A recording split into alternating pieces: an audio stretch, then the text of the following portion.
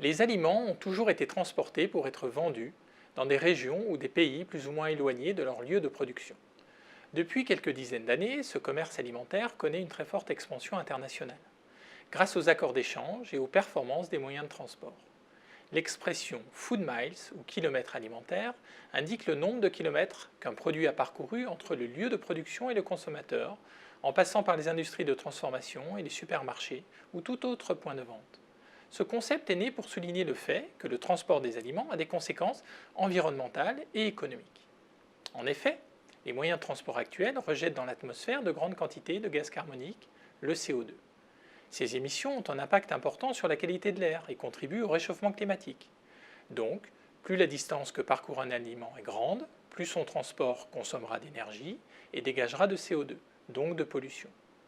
Les promoteurs du concept de kilomètre alimentaire soulignent l'importance de la distance entre le lieu de production et le lieu de consommation, et ils recommandent d'acheter des aliments produits le plus proche possible du lieu de consommation. Mais cette solution est-elle suffisante pour réduire l'impact écologique de la production alimentaire? Cette approche, purement basée sur la distance kilométrique, est assez réductrice puisque l'impact environnemental exact dépend du moyen de transport utilisé qui dépend lui-même de plusieurs facteurs comme le coût, l'itinéraire et la distance à parcourir ou encore les caractéristiques du produit. Si l'on considère la quantité de CO2 émise sur un kilomètre pour une tonne d'aliments, le transport maritime est celui qui engendre le moins de pollution. C'est aussi le moins onéreux, mais il n'est, bien évidemment, pas adapté à tous les itinéraires.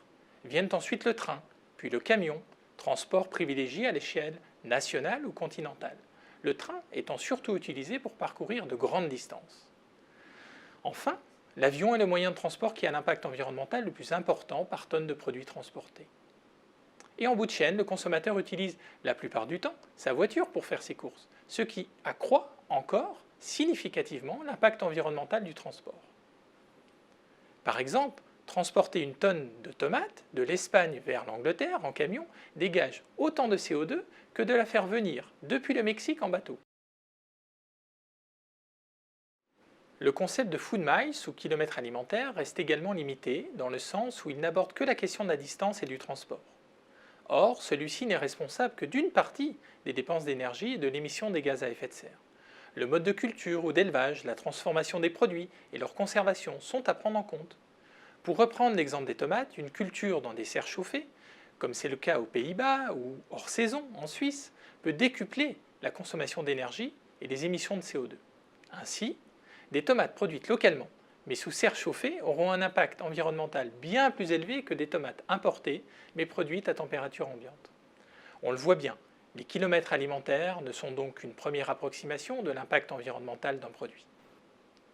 Pour nous alimenter, nous consommons en général des produits qui combinent plusieurs matières premières et ingrédients.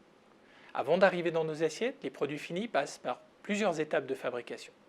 Chacune des étapes va générer des coûts de production et aura un impact écologique.